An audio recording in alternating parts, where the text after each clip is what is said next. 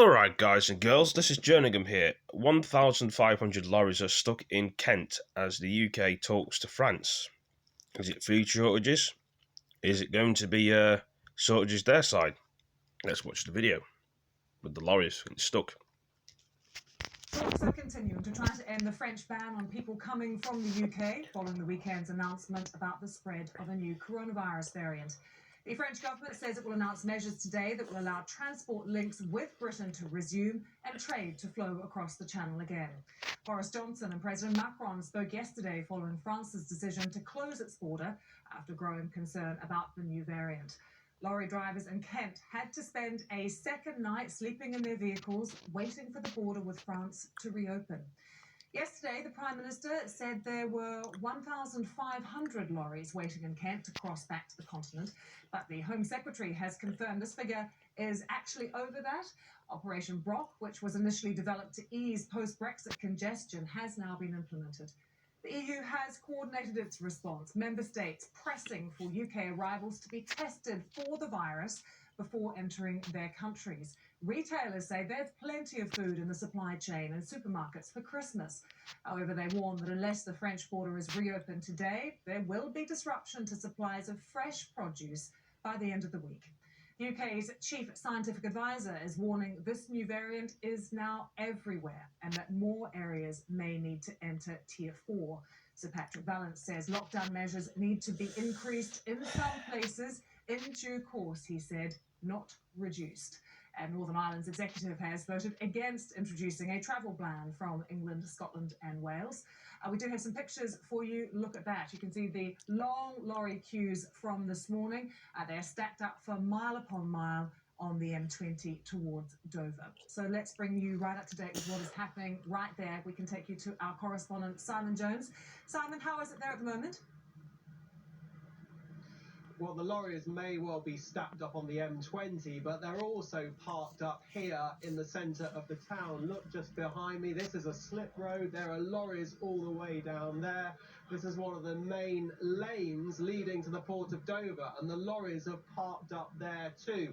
So in terms of the official figures from the government, they told us this morning that around 650 lorries were parked up on the M20 motorway leading to Eurotunnel and also to the port.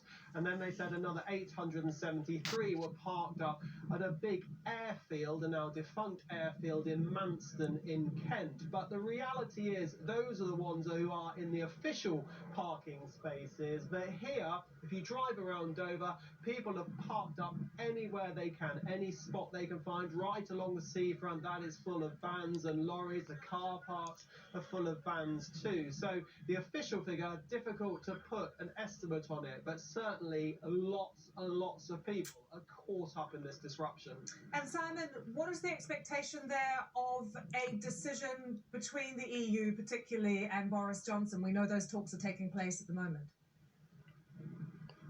Yeah, we know that there have been conversations between the British Prime Minister Boris Johnson and his French counterpart Emmanuel Macron. They are said to have been going well, but we're waiting to hear a definitive outcome of those. But what we're expecting is potentially France may say the border can reopen, but what they'll demand is that anyone wanting to cross from the UK over to France will have to have a negative coronavirus test. And that will be a huge logistical operation, because when you're talking about hundreds, potentially even thousands of lorry drivers being caught up in all this, that is thousands of tests that will need to be done. And often these tests, the results may take a day or two to come through. So potentially drivers here, even if they can get tested, may not get back in time for Christmas.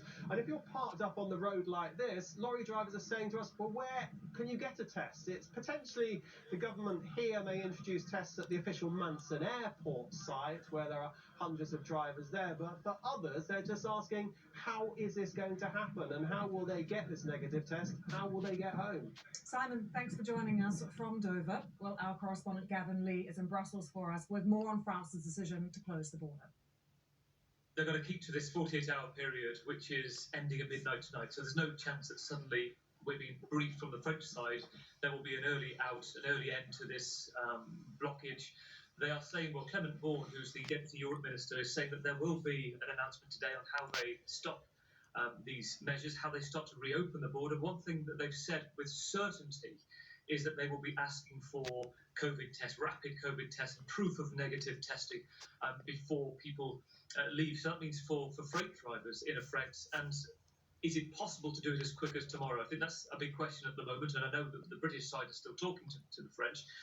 We've just heard, actually, of a French head of supermarkets at one of the big supermarket chains, Système U, Dominique Schelder, talking on French TV, saying that they've got trucks stuck on the UK side of the border with all sorts of fish and seasonal seafood produce, langoustines, scallops, monkfish, for example, he's saying, which he said there will be definite shortages in French supermarkets ahead of Christmas. We're looking at shortages tomorrow. We're looking at shortages on Christmas Eve as well.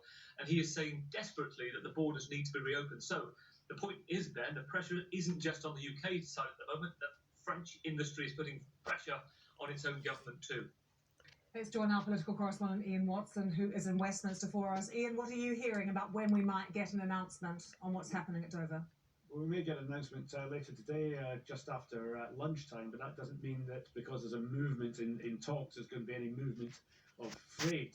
Certainly from what I'm hearing from government sources is that they don't think they'll be able to put in place any testing facilities by today. They're not absolutely ruling it out, but they think that would be difficult to achieve.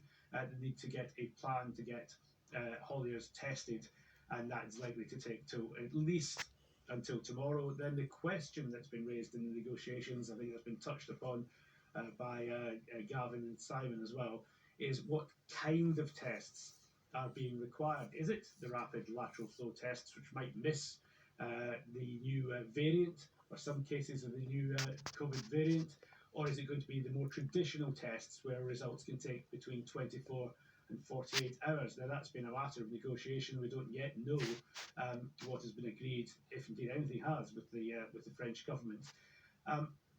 If they're going for the longer tests, then clearly it's going to take longer to clear the backlog. But even if they go for more rapid testing, the Road Hauliers Association has been saying this morning that with the new customs arrangements that have to be put in place, deal or no deal with the European Union from the 1st of January, then there are likely to be some delays with the new customs procedures in any case. And then if you start adding on to that the burden of hauliers being tested, then you could see not just delays, but of course, again, problems in delivering fresh produce. So there are real issues here for the government to try and solve, both political with the French and logistical on the basis of those negotiations. So yes, an announcement likely today, but probably no movement of any freight out of the country until at least tomorrow. Ian, we're hearing a call took place last night between Boris Johnson and Ursula von der Leyen. Some of those issues probably came up, but do we have any other details of what they discussed? Fishing, for instance? Well, what's interesting about this call is actually when we're getting disagreements between the two sides over a future trade deal, there's a degree of disagreement over the call, because an EU official has confirmed that a call took place between Ursula von der Leyen, the EU Commission President, and Boris Johnson last night. But Downing Street are saying that they are not aware of the call.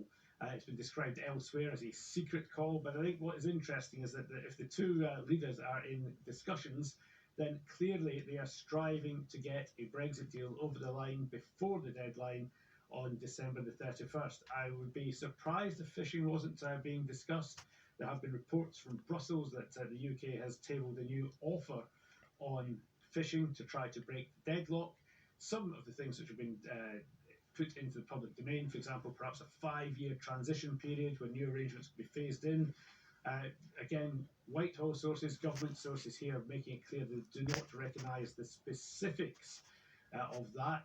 Nonetheless, it would look as though both sides are trying to move towards each other on one of the major stumbling blocks to getting a deal. But we're also being told, of course, there are some other issues which are still outstanding. The issues, for example, of how much the government can subsidise businesses, industries in each country, whether this is fair between the EU and the UK. The UK side certainly felt it was imbalanced against the UK. So there'll be other things to sort out. And the kind of steer that we're getting at the moment is that the talks are going to continue, but they may have to have a Christmas break and resume. If there was going to be a deal, then MPs would be dragged back here to Westminster to ratify it on either the 29th on the 30th of December. But at the moment, that deal is not yet there.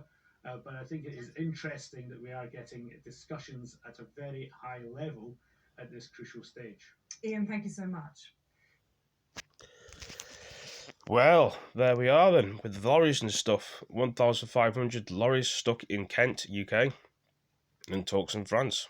Anyway, thanks for joining me in this video. Hope you all enjoyed it. Thank you for joining me. See you next one. Peace.